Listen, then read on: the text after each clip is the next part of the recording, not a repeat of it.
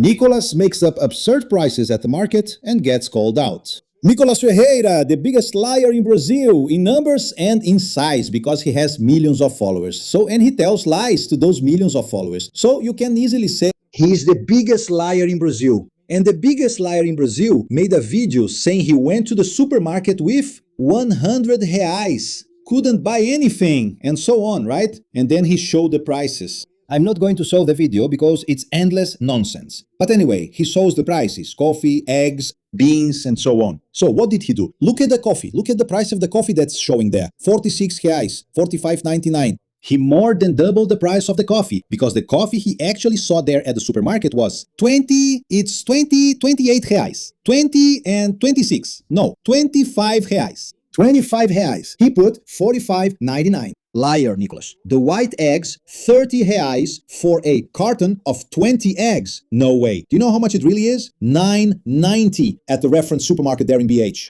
He tripled the price of eggs to pad his total. Carioca beans, 11.90, 11.99. Milk, 5.90, 5.99. Milk is 4.50. Man, wake up, right? And the picanha, 162 reais. Where, Nicolas Ferreira? Only if it's Bolsonaro's picanha. Remember that Bolsonaro picanha that cost over 1,000 reais? So, only if there's a cheaper one from that brand, you know? Because picanha is 65, 70 reais for a good quality piece, a good quality brand. So, that's how it is, man.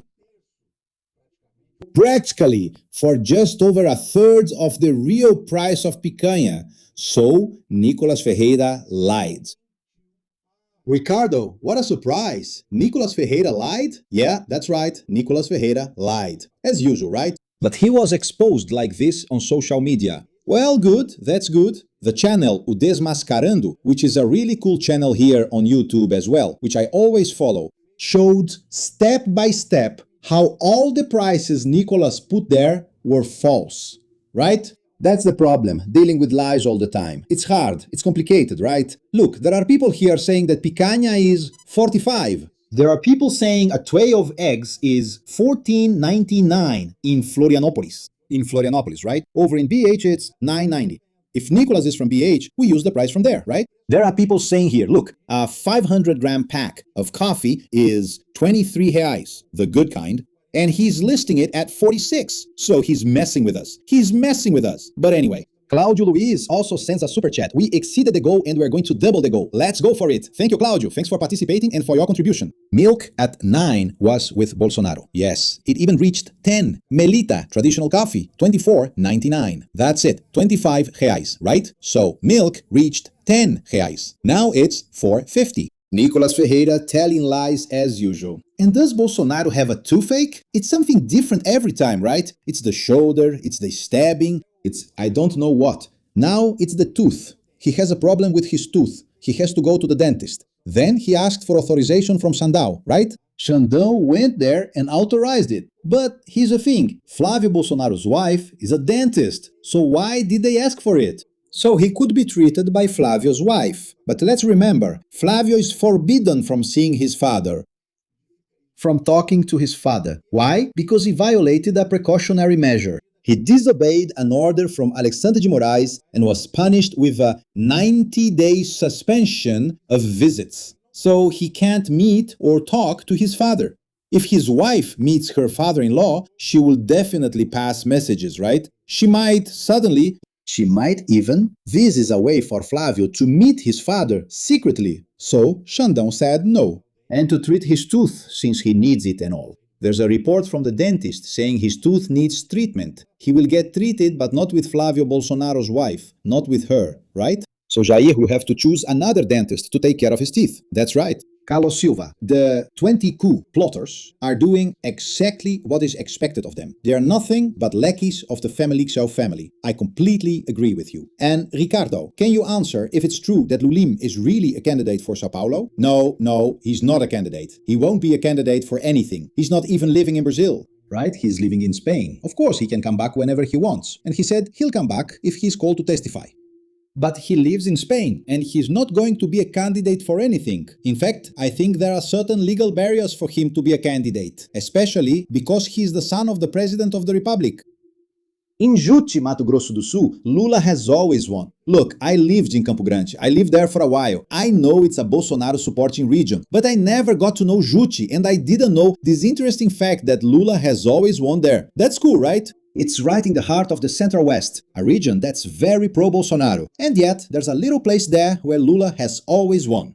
Elias Sampaio Gomes, thank you, my friend, for participating and for the tip we didn't know about. Did you know there's a city called Juti in Mato Grosso do Sul? And did you know that Lula always wins there? So you didn't know, right? Neither did we. Poder 360, a far-right blog, is spreading fake news about Lula's event. These are the scoundrels from Lula's campaign, and they need to ask the courts to take down the videos. So, what do? 1.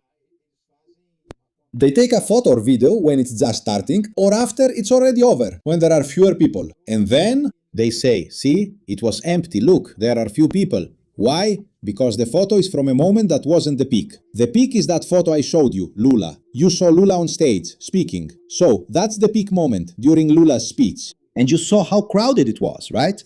But there are all kinds of people. José Antonio Pereira is telling me here, Ricardo. I've already sent 2 chats and didn't get a response. Oh, my friend, if it was a super chat, I missed it. And it can happen, because there's a lot going on here. I do everything here by myself. I'm flying the plane solo. If it's not a super chat, it's harder for me to see. Okay, I just saw it now by coincidence. But that's because the super chat is highlighted. It's colorful. It's easy for me to see. The other normal chats, I see them here as I scroll the screen, but they come in large numbers too, so I can't see everything. Sorry if I couldn't respond. Now, if it's a super chat, I'm doubly sorry because I can't let it go unnoticed. If that's the case, sorry, okay? But anyway, it happens.